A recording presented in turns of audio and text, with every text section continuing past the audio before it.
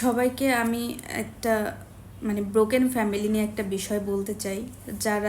যাদের বাবা মা মরে যায়, এতিম বাচ্চা, সবাই সেই বাচ্চার জন্য বিয়ে করতে চান, যে বাচ্চার ভালো হবে, ভালো দেখতে হবে, এটার জন্য কেউ কখনো করেন না।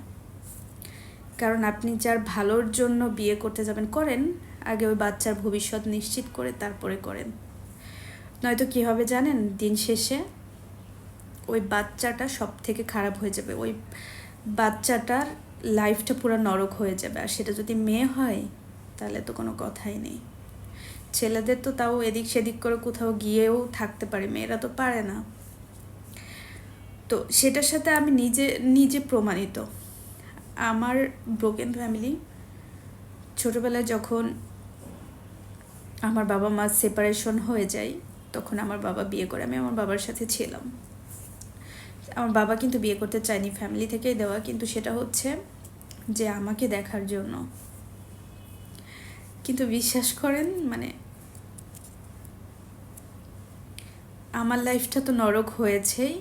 আমার সৎমা এত খারাপ ছিল, পাশাপাশি যে বাবা আমাকে পুরো পৃথিবী মনে করতো, যার জন্য সব কিছু এনে দিতে পারতো, যার জন্য বিয়ে করেছে যে মেয়ে ভালো থাকবে, আজ সে বাবা আমার কোনো খোঁজ খবর রাখে না, আমার সাথে কোনো যোগাযোগ রাখে না। আমার পরে, আমার 10 বছরের ছোট আমার পরে হওয়া তার সন্তান মেয়েরা তাদের বিয়ে শাদী দিয়েছে ধুমধাম করে, কত কিছু আমাকে বলার প্রয়োজন পর্যন্ত মনে করেনি। আর আমার বিয়ে, আমার ফিউচার, আমার সব কিছু তো চিন্তাই করে না। আমার ভবিষ্যৎ কী হবে, আবার ইভেন আমার কোনো বিয়ের কথা হলে তারা তো ফ্যামিলি দেখতে চাইবে বা ফ্যামিলির কাছে যেতে চাইবে। আমার বাবা ওগুলাতে ইনভলভ হতে চায় না। অথচ এই বাবা আমার জন্য বিয়ে করেছিল। তাহলে চিন্তা করেন। আবার আমার বাবার ফ্যামিলি কিন্তু খুব ভালো, অনেকটাই রিচ, এমন না যে পোর ম্যান। সে গ্রামে তার আত্মীয় স্বজন, তার শ্বশুরবাড়ি, তার শালা, তার থাকে না বউয়ের ভাই বোন, সবাইকে প্রচুর হেল্প করে, টাকা পয়সা দেয়, কত কিছু করে, কত খোঁজ খবর রাখে। অথচ তার নিজের সন্তান, নিজের মেয়ে, তার খোঁজ রাখে না। তার জন্য আমার লাইফটা পুরো নরক হয়ে গেছে। যেখানে যাই, বাবা কই, ফ্যামিলি কই, ফ্যামিলি ছাড়া এটা হবে না, ওইটা হবে না, এমনকি আমার আমার এক আমার একটা ভালোবাসার মানুষ আছে, হয়তো তার সাথেও আমার বিয়েটা হবে না, শুধুমাত্র ফ্যামিলির জন্য। সব কিছু জানে, তার সাথে আমার 12 বছর প্লাস রিলেশনশিপ, দেখা হয়েছে মাত্র একবার। তো যাই হোক, তারাও আমার ফ্যামিলি চাই।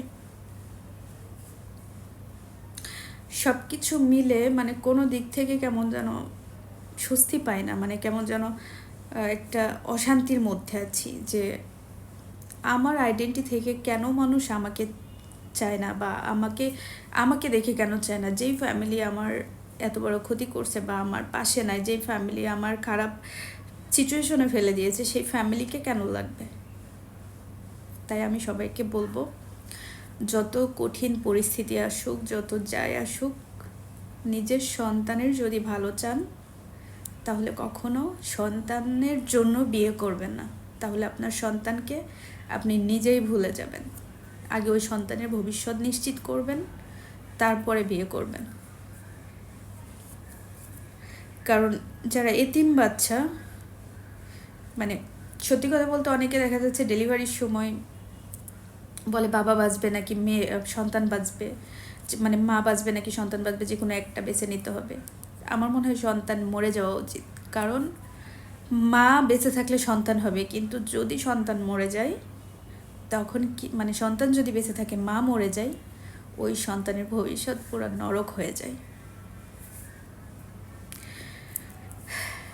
তাই যারা বিয়ে করেন নাই, সন্তান রেখে করেন না। আর যদি করেন, তাহলে সন্তানের ভবিষ্যৎ নিশ্চিত করেন। আর যারা করেছেন অলরেডি, অন্তত সন্তানের নিজের ঔরসজাত সন্তানের একটু টেক কেয়ার করেন, একটু পাশে থেকেন, কারণ আপনি ছাড়া তার আশপাশটা পুরো নরক হয়ে যায়।